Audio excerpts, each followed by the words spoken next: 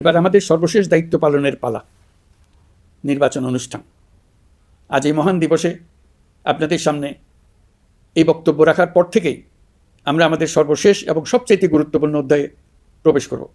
আমরা এবার একটা নির্বাচিত সরকারের কাছে দায়িত্ব হস্তান্তরের প্রক্রিয়া শুরু করব। অন্তর্বর্তী সরকারের পক্ষ থেকে আমি প্রধান নির্বাচন কমিশনারের কাছে চিঠি পাঠাবো যেন নির্বাচন কমিশন আগামী রমজানের আগে 2026 সালের ফেব্রুয়ারি মাসে জাতীয় নির্বাচন অনুষ্ঠানের আয়োজন করেন।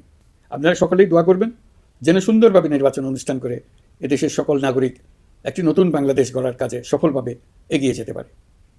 আমরা সরকারের পক্ষ থেকে এই নির্বাচন যাতে সুষ্ঠু, শান্তিপূর্ণ এবং উৎসবমুখরভাবে সম্পন্ন করা যায় সেই জন্য সকল প্রকার সাহায্য সহযোগিতা প্রদান করব।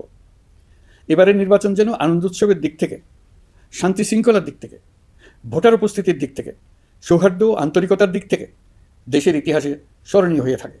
সেই জন্য সকল আয়োজন সম্পন্ন করতে আগামীকাল থেকে আমরা সকলেই মানসিক প্রস্তুতি ও প্রাতিষ্ঠানিক আয়োজন শুরু করব। নির্বাচনে ভোটারদের সম্পর্কে দুই একটা কথা বলতে চাই। এবার আমরা প্রবাসী ভোটারদের ভোট দেওয়ার আয়োজন নিশ্চিত করতে চাই।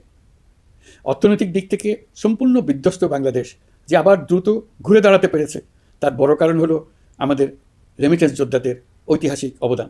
নির্বাচনে তাদের অংশগ্রহণ নিশ্চিত করার জন্য নির্বাচন কমিশন প্রস্তুতি নিচ্ছে। নারী ভোটাররা যেন দেশের সর্বত্র নির্দ্বিধায় আনন্দোৎসাহ সহকারে তাদের ভোট দিতে পারে এটা নিশ্চিত করতে চাই।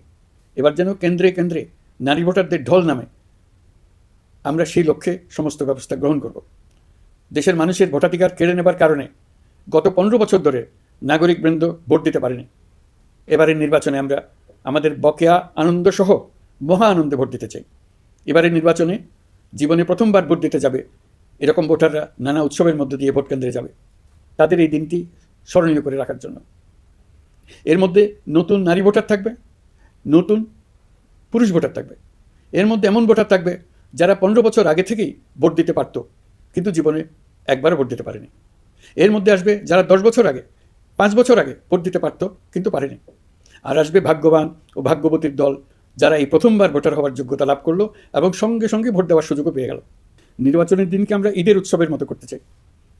এবারের ভোটের আনন্দ থাকবে সবার মধ্যে। আপনারা সবাই বাচ্চা কাচ্চাদের নিয়ে ভোট কেন্দ্রে যাবেন।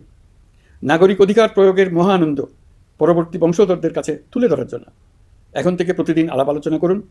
আপনার এলাকায় ভোটদান ব্যবস্থা কেমন হলে সুন্দর হয়, কেমন হলে আনন্দমুখর হয় সেটা আগে থেকে ঠিক করার জন্য নতুন বাংলাদেশ গড়ার কাজের ভিত্তি রচনা হবে এবারের নির্বাচনে। তার জন্য প্রস্তুতি নিন প্রিয় দেশবাসী।